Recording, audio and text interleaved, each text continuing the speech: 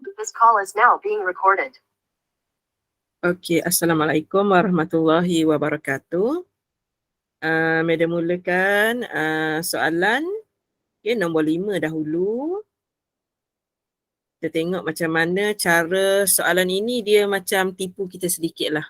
Kalau kita tak alert dengan beberapa perkara yang dia bagi dalam soalan tu, kita akan rasa susah nak buat.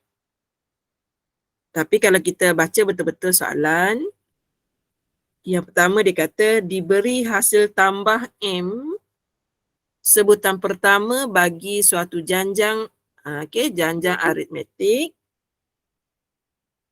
ialah, dia bagi benda ni. Semasa dia bagi benda ni, kita tak perasan apa-apa pun. Kemudian dia kata dengan keadaan K ialah pemalar, A ialah sebutan pertama dan 7 adalah sebutan terakhir. Sebenarnya 7 adalah sebutan terakhir, itu adalah kata kunci kepada soalan ni. Okey, kita ada dua rumus. Kita ada dua rumus hasil tambah. Rumus yang biasa kita guna ialah Sn sama dengan N per dengan 2 darab dengan 2A tambah N tolak 1D.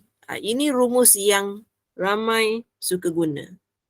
Tetapi apabila kita ada maklumat tentang nilai terakhir ialah 7, maka barulah kita dapat idea rumus yang kedua, iaitu Sn sama dengan N per dengan 2, kemudian A tambah dengan L. L ialah last term, sebutan terakhir. Jadi soalan kita ni sekarang, dia memang dah bagi cantik, dia nak guna rumus yang warna hijau. Kalau kita terbayang rumus yang warna pink, kita tak dapat jawapan lah. Kalau awak perhatikan betul-betul, sebenarnya yang dalam kurungan tu A tambah 7. Nilai A tambah dengan 7 mencerminkan penggunaan rumus warna hijau. Kemudian sama dengan N kita kat sini dia tukar dengan huruf baru iaitu K tambah 1 per 2 dia masih kekalkan. Kemudian dia namakan ini sebagai M. Yang kita biasanya kita buat Sn. Bila di situ N, di sini pun N. Itu kata kunci dia.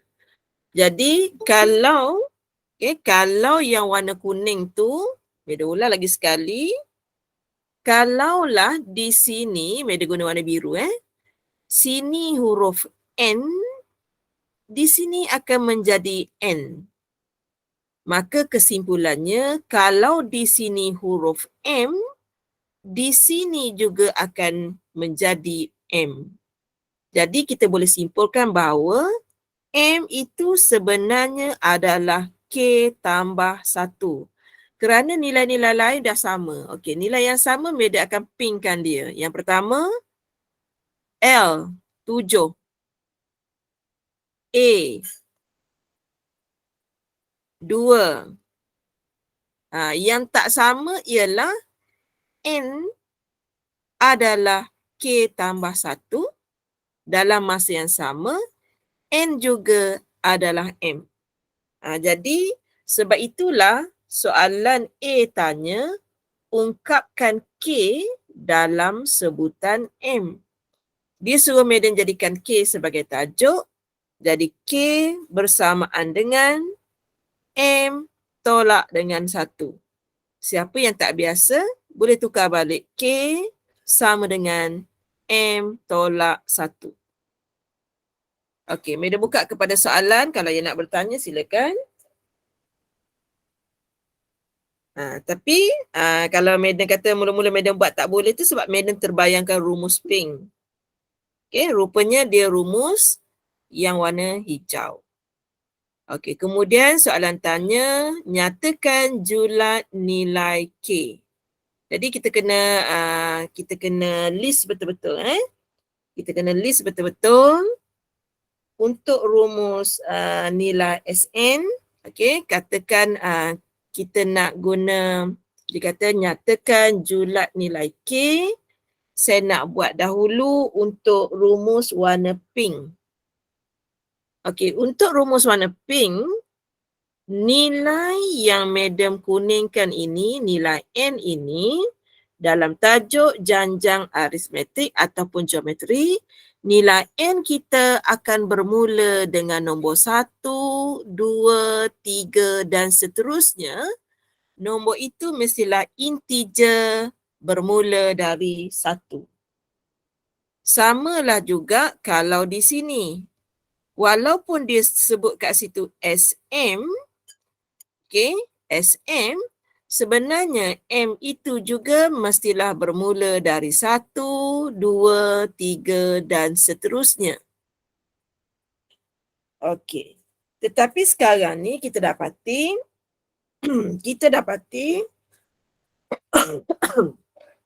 nilai M kita, okey, nilai M kita dah ganti dengan K tambah 1. Okey, K tambah 1. Jadi K tambah 1 di sini mewakili nombor 1, nombor 2, nombor 3, nombor 4 dan seterusnya. Jadi bila soalan tanya julat nilai K, maka kat sini masih ada K tambah dengan 1. Dia nak K sahaja. Jadi K nilainya bermula dari, nilai K bermula dari nombor, bila 1 ni datang ke sana, dia akan menjadi 1 tolak 1. Jadi nilai K bermula daripada 0. Kemudian kalau dengan 2 dia akan jadi 1. Kalau dengan 3 dia jadi 2. Kalau dengan 4 dia jadi 3 dan seterusnya. Jadi julat nilai K bermula dari 0, 1, 2 dan sehingga seterusnya. Okey, media buka kepada soalan nombor 5 ni. Kalau nak tanya silakan. Kita dah dapat 2 markah dah untuk soalan ni. Sebab dia kategori mudah. Cuma dia tipu kita sedikit. Okey, media buka kepada soalan. Faham. Faham Okey, kalau faham, media pergi kepada soalan seterusnya. Nombor 21. Yang media kata media tak sempat nak digest soalan tu. 21. Sekejap dia pening sedikit. Kerana dia dah duduk kat bawah. Okey. 19. Okey. Yang ini. Yang media kata media tak sempat nak digest. So hari ni boleh digest dah. Soalan MMAT dia memang kena fikir lebih. Tapi masalah kita ialah masa menjawab kita cuma 2 jam. Macam mana nak fikir lama-lama? Kalau dia bagi 2 hari, insyaAllah semua ni. Okey. Dia suruh kita ungkapkan M dalam sebutan N. Okey. M berada pada graf, N berada pada fungsi. Okey, so kita tengok kat sini, dia ada banyak cara nak buat. Tapi mungkin Madam tertengok cara itulah dulu. Sama dengan, dia ada kat sini absolute, kemudian dia ada N, sin, alpha dengan cos alpha. Dia ada macam tu. Dan nilainya daripada 0 darjah sehingga 360 darjah. Okey. So kalau Madam perhatikan nilai pada sini, nilainya setara ni. Ketinggiannya sama iaitu M di sini. Mungkin Madam boleh buat warna garisan macam ni. Dan pada ketinggian itu kita panggil dia amplitude dia paling top, paling maksimum. Jadi nama lain kepada pi ialah 180 darjah.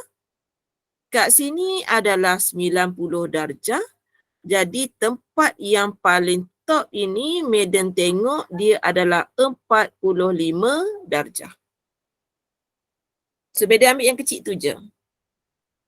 Okey. Kalau pelajar nak buat dekat tengah ni, dia akan jadi 135 darjah. Yang ini mungkin tambah lagi 45. Macam tu. Okey. Kemudian, Madam tengok sudut yang paling kecil kat situ 45 darjah. Ataupun ada pelajar dia nampak ini sudut ganda. Mana-mana yang pelajar nampak dulu. Tak kisah. Cuma Madam sebab nak menunjukkan dari segi figure, nombor sebab dia max kan. Okey, kalau Madam kaji, kaji yang ini, kalau Madam buat sin 45 darjah, Madam nak kaji dapat berapa? Lepas tu Madam nak kaji cos 45 darjah dapat berapa? Madam nak kaji. Sebab lengkung kita ni sama, daripada depan sampai belakang sama sahaja. Sudutnya 45, 90, lepas tu tambah lagi 45, tambah lagi 45 sehingga habis 2 pi. Okey, so untuk yang itu Madam tekan kalkulator, kita kaji sekejap. Sin 45 darjah, Madam dapat jawapannya punca 2/2. Punca 2/2. Okey, kita try cos 45 darjah pula. Okey, kita dapat benda yang sama. Punca 2/2. Jadi bila Madam tengok amplitude dia kat sini M. Ketinggian paling tinggi ialah M. M itu merujuk kepada Y lah. Jadi Madam boleh ganti tempat Y ini dengan M. Sama dengan,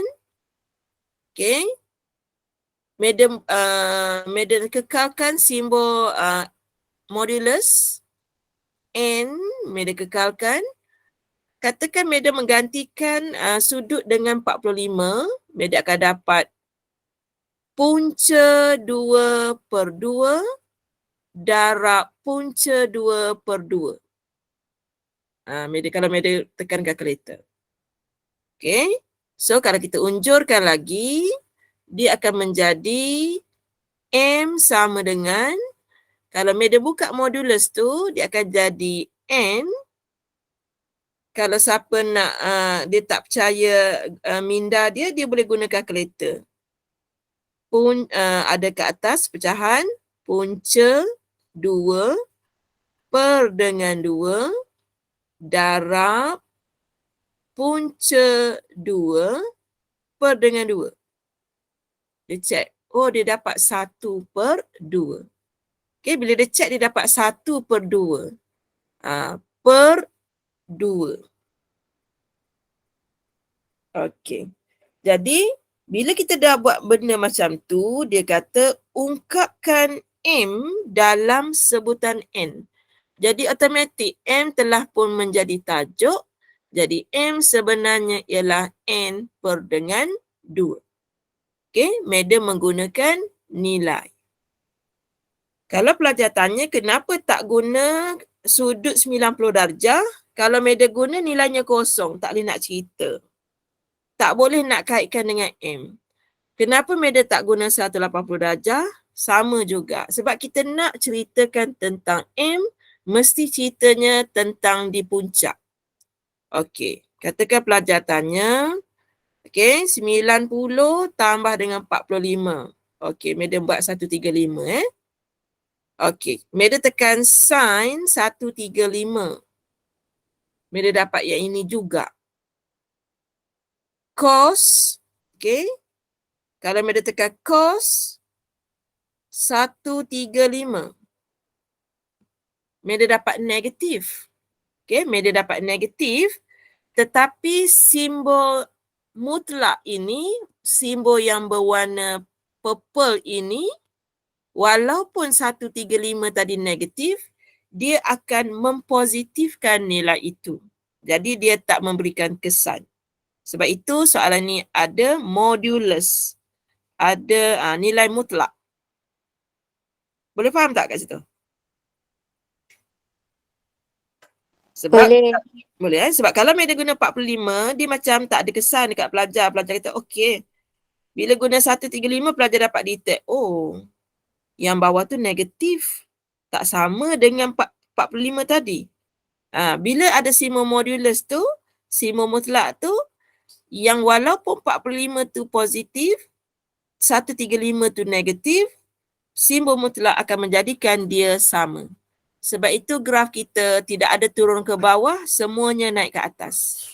Kalau ditakdirkan tidak ada simbol mutlak di situ, graf kita ni akan mula-mula dia masam, lepas tu dia akan senyum, lepas tu dia akan masam, lepas tu dia akan senyum. Itu kalau tidak ada nilai mutlak. Tapi soalan kita ada nilai mutlak, jadi tidak ada isu yang besar. Okey. So kita pun telah berjaya menjadikan M dalam sebutan N. Selesai soalan 21A. Yang mana nak fikir-fikir dulu silakan, tak ada masalah. Jadual exam dah dapat ke? Dapat. Admit bila admit?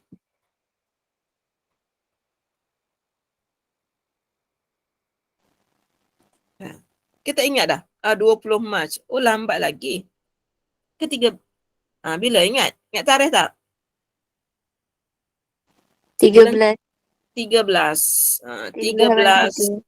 13 bulan 3. Lambat lagi kalau nak ikut tu, banyak lagi berstudy kita. Cuma satu keajaiban lah kita nak. Manalah tahu kita study ni dia keluar bentuk yang sama. Satu keajaiban lah. Sebab cikgu yang membuat soalan ADMAT ni dia ramai. Seluruh Malaysia ni ada ramai. Jadi kita susah nak fikir minda-minda dia orang. Kalau matrikulasi tak apa, matrikulasi kita cuma ada 13, 14 saja bilangan tu. Jadi pensyarah tak ramai dan cara kita berfikir pun lebih kurang pensyarah universiti. Jadi walaupun pensyarah universiti yang buat soalan, kita boleh teka. Kita boleh agak pattern. Yang SPM, Medan sendiri pun tak reti nak agak lah. Terlalu luas skop dia. Okey. Soalan sebelum-sebelum ni, dia yang suruh kita cari berapakah bilangan solution. Berapakah bilangan penyelesaian. Apabila Y sama dengan sesuatu. Tapi untuk soalan ni, dia dah bocorkan jawapannya ialah 8. Maksud penyelesaian ialah apabila kita bina garisan di mana-mana, contohnya di sini, contohnya madam gunakan garisan yang berwarna hijau, kemudian kita namakan garisan ini Y sama dengan K, maksud 8 penyelesaian ialah dia potong di sini 1, 2, 3, 4, 5, 6, 7, 8. Itu je maksud dia. Tapi mula-mula saya nak study ni kan, saya kata apa benda lah soalan ni nak tanya. Rupanya penyelesaian bermaksud garisan yang kita bina akan potong pada graf kita pada 8 titik yang berbeza. Itu maksud dia. Jadi sekarang dia tanya, apakah julat K dalam sebutan M? Kalau ikutkan julat kita ni mesti berada dalam kawasan kuning ni. Dia tak boleh lebih. Sebab paling tinggi pun M. Paling rendah pun kosong. Jadi kita boleh tulis nilai mula-mula tu Y berada di antara kosong sehingga nilai M. Kemudian soalan dah nyatakan bahawa nilai Y sama dengan K. Jadi kita boleh tukar nilai Y menjadi K. Selesailah soalan 21B. Boleh ke?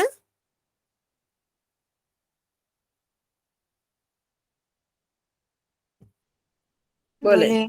Okey, so Madam teruskan satu lagi soalan nombor 25 kalau tak silap. Kali ni saya dah menggunakan jadual statistik 3/5 punya. So saya tak buat kesalahan dah lah. Cuma saya nak guide pelajar macam mana nak memahami cara membaca. Okey, nombor 23 ni tajuk data ni mean median mode. Awak belajar dalam Mat Tambah ke Mat Moden? Ingat tak? Sebab saya dah mula confuse syllabus awak sebenarnya. Sebab yang ni mean median mode saya tak buat latihan ni, saya takut dia masuk dalam matematik biasa.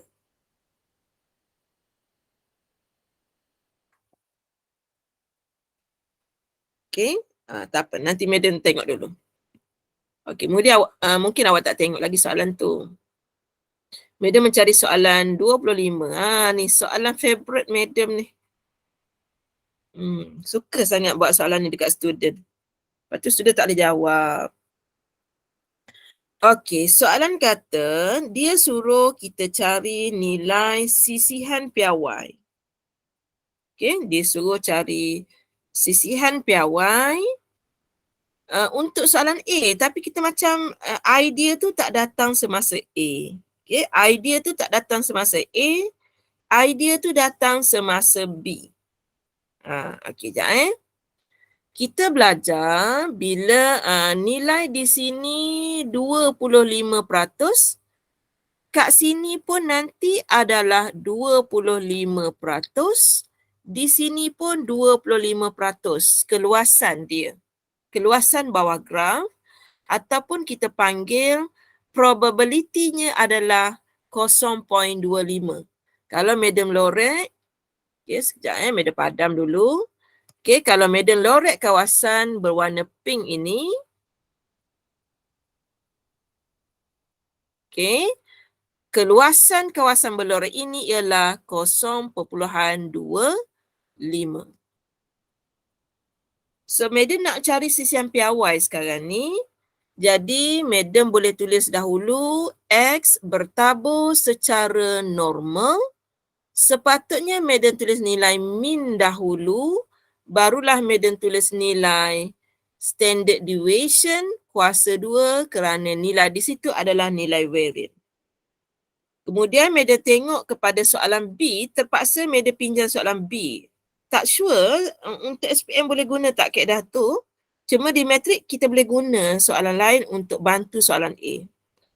Okey, dia kata diberi bahawa mean masa untuk bas sampai ke sekolah ialah pukul 7.15 pagi. Jadi Madam terpaksa guna 7.15 sebagai mean. Kalau tak boleh nak jawab soalan ni. Okay, Madam terpaksa guna contoh info daripada soalan 25B. Okey, kemudian Madam akan buat keluasan yang berwarna pink ke barang kalian. Okey, nilai Z kita lebih besar sama dengan apa? Okey, dan kita dapati ke barang kaliannya ialah 0.25. Kita terpaksa guna yang itu. Okey, ke barang kalian Z lebih besar daripada something, nilainya nanti adalah 0.25. Yang ini memang kita kena tengok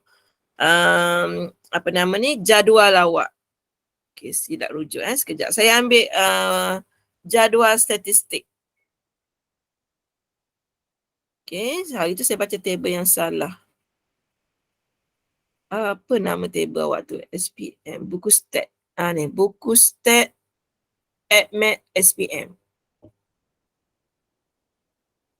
Okey, so kita nak cari nilai 0.25 dalam table. So, Madam cari.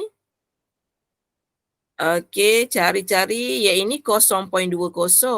Kita nak cari 0.25. Okey, Madam nampak yang ini. Ada nampak yang lain lagi tak? 0.25, jadi Madam kena baca 0.6. Okey, Madam kena baca. Madam terpaksa meminjam nilai paling hampir di sini.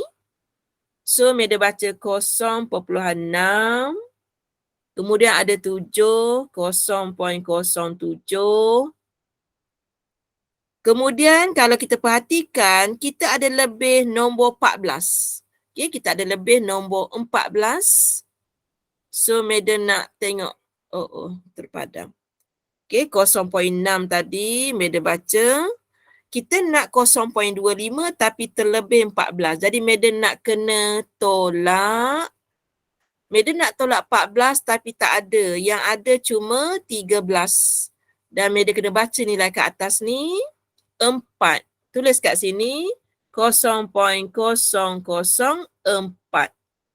Tapi nilai yang ada cuma 13. Itu yang terbaik. Jadi bila Madam tambah semua sekali ni, Madam dapat 0.674. Okey, Madam buka dulu persoalan. Kalau ada nak tanya cara membaca table, silakan. Boleh ke cara baca table ni? Boleh Faham. 0.67. Lepas tu lebih lagi 14. Kita tolak. Jadi kita kena ambil nombor 4 tu lah.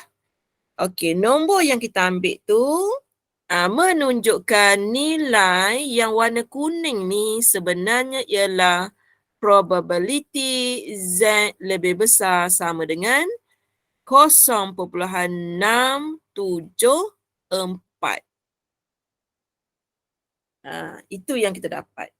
Jadi kita ada kita nak buat pertukaran Z sama dengan X tolak dengan mean bahagi dengan standard deviation bahagi dengan CCM PRY, dan Z kita dah tahu dah. Z ialah 0.674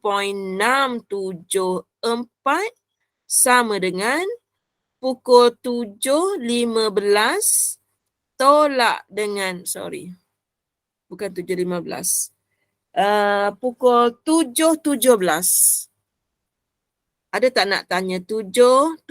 Ada tak nak tanya kenapa 7.17?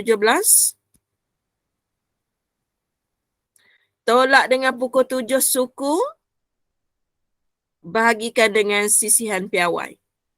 Ada nak tanya kenapa pukul 7 suku? Kenapa pukul 7.17? Pukul 7.15 minit kita tahu itu adalah min.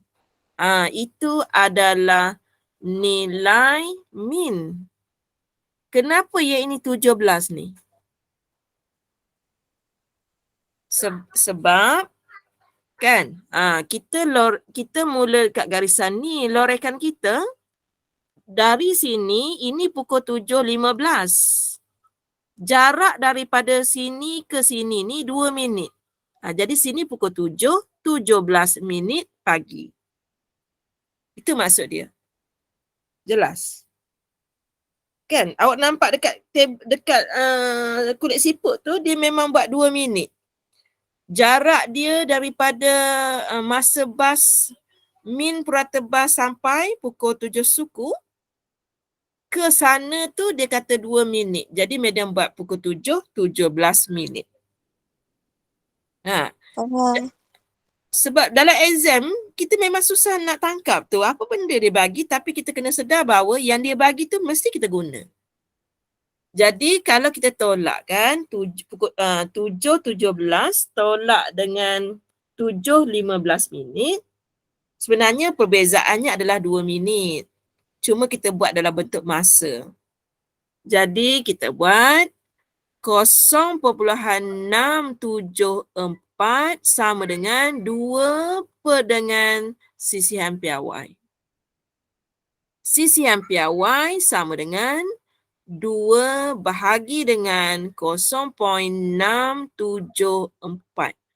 Soalan SPM lebih susah daripada yang Madam ajar.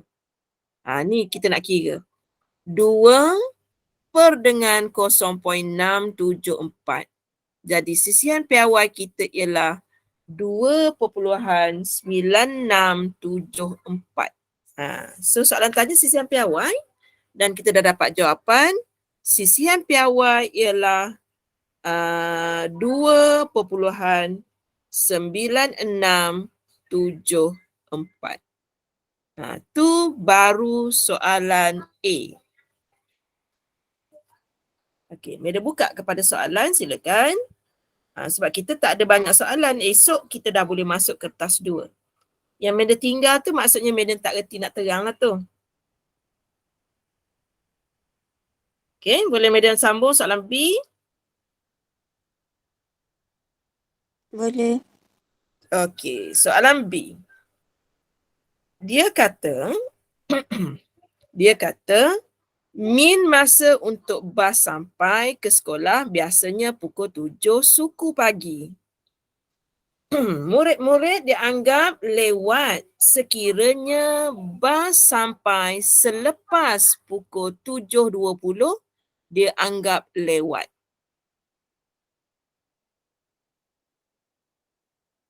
Sekejap ya, dia salah eja ke apa ni? Murid-murid dianggap lewat. Apa maksud dia? Tak apalah, kita abaikanlah yang ini ni. Saya tak faham maksud dia ni. Mungkin dia ada typo. Okey, dia suruh hitung ke barang oh, nama dia Lia. Masya Allah. Nama dia ke tu? Alah, mana nak tahu nama dia Lia. Biasanya panjanglah sikit nama. Lia menaiki bas itu ke sekolah. Nama dia lawak pula rasanya. Hitung ke barang kalian bahawa Lia akan sampai lewat. Beri jawapan anda betul kepada 3 angka bererti. So sekarang ni bas sampai pukul 7.20. Jadi kalau kita nak kira ke barang kalian, X lebih daripada 7.20 pagi dianggap lewat. Dalam tajuk taburan normal, kita takkan menggunakan huruf X. Kita akan menggunakan huruf Z dan pertukaran huruf Z tadi Madam dah terbuat di sini. Ini pertukaran dia, rumus itu. Kemudian Madam tukar sekarang probability Z pukul 7.20 kita tolak dengan pukul 7 suku. 7.15 dan kita bahagikan dengan sisihan piawai yang baru kita dapat tadi. Okey, yang tadi kita dapat 2.9674.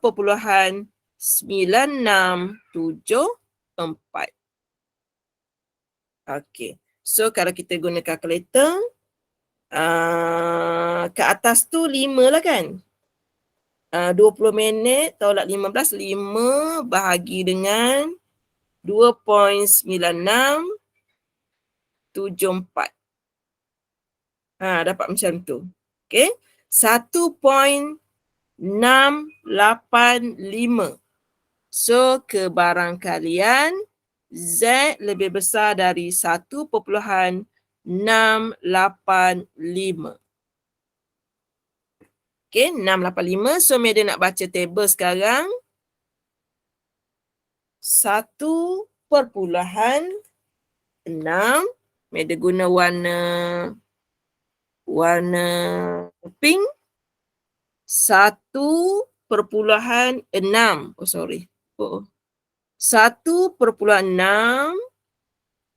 Madam berhenti dekat 8. Mana 8 ni? Madam berhenti dekat 8. Okay. Itu baru 1.68. Madam baca dulu nilai di sini. 0.0465.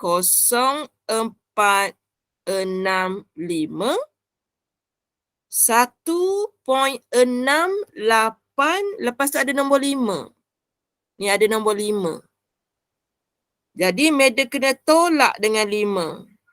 Tolak 0.00005.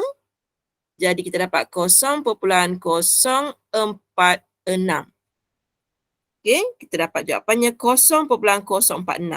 So, Madam tulis di sana, jawapannya ialah 0.046.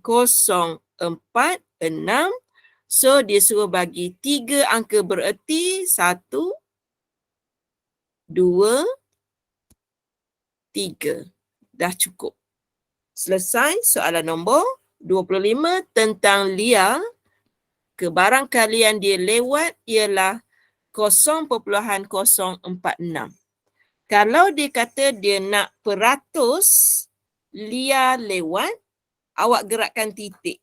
Okay, kalau dia nak peratusan, 1, 2, 4.6% Lia lewat ke sekolah. Kalau nak peratus lah. Okay, so macam mana soalan nombor 25? Boleh? Boleh. Boleh. So, besok Meda akan masuk kertas 2 soalan 2019. Nanti Meda akan share dalam grup. Boleh? So, Boleh. kita jumpa esok pula. Esok hari Selasa. Hari Selasa, hari rehat sedunia. Esok cuti. Lusa. Okay, lusa kelas kita pula. Madam buat setiap hari kecuali Selasa. Sebab Selasa, Madam ada kelas dengan pelajar Madam di Kolej Matrikulasi Kelantan. Diorang nak ada ujian. Okay, itu saja. Sekian, terima kasih. Assalamualaikum. Terima kasih, Madam. Sama-sama.